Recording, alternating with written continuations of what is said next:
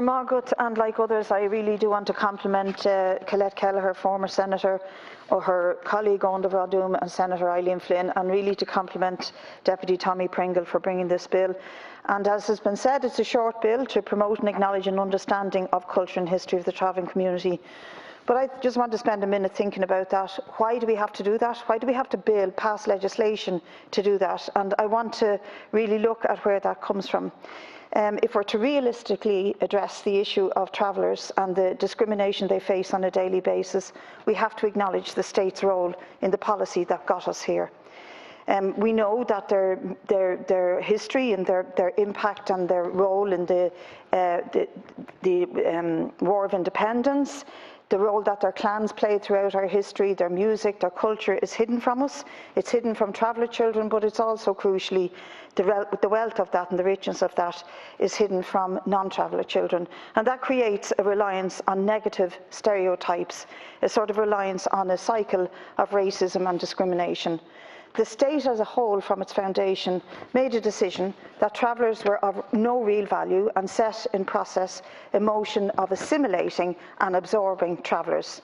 And this was backed up by legislation in 1925, 3 years, remember, after the state was founded, and continued right up until 2002 with the introduction of the trespass legislation. And I see the history of this state has been a process of legislative cleansing of the travelling community.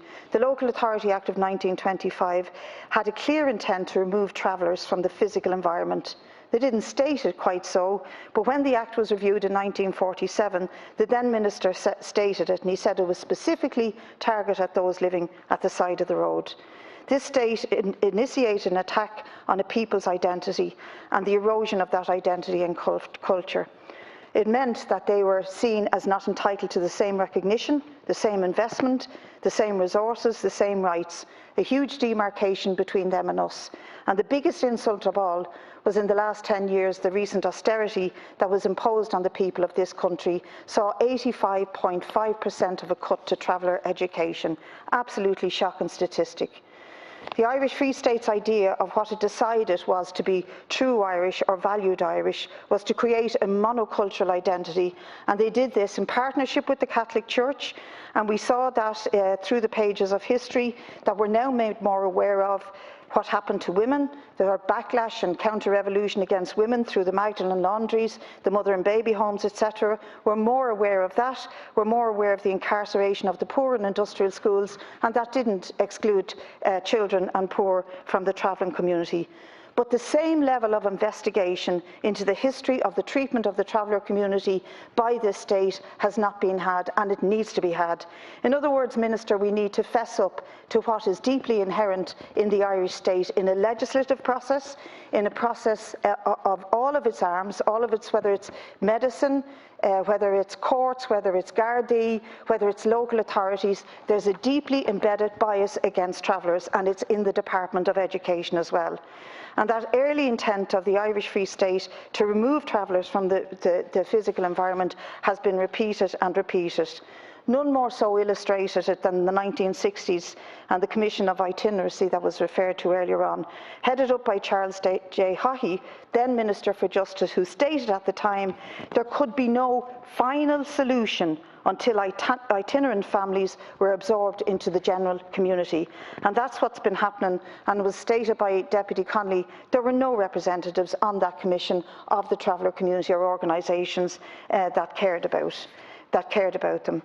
And so I think we should have a look back at the history of this state and how it set out to hide the travelling community, to impoverish them, to embed racism into every system. And I think there are many deputies in this House who would have had that experience, particularly at local authority level, when you sit on local traveller accommodation committees, which have been an absolute farce because traveller accommodation and indeed traveller education has only worsened since. And I really do recommend the bill, but at the same time I think ultimately this will not be truly dealt with until we fess up and have a full investigation into how the Irish Free State, and since we're going to be commemorating its 100 years shortly, this is the time that we actually look back in history and see how the legislative cleansing of the travelling community was repeated and repeated throughout the decades of the history of this country. And let's begin by passing this legislation post haste, and then that sort of legislative cleansing. Deputy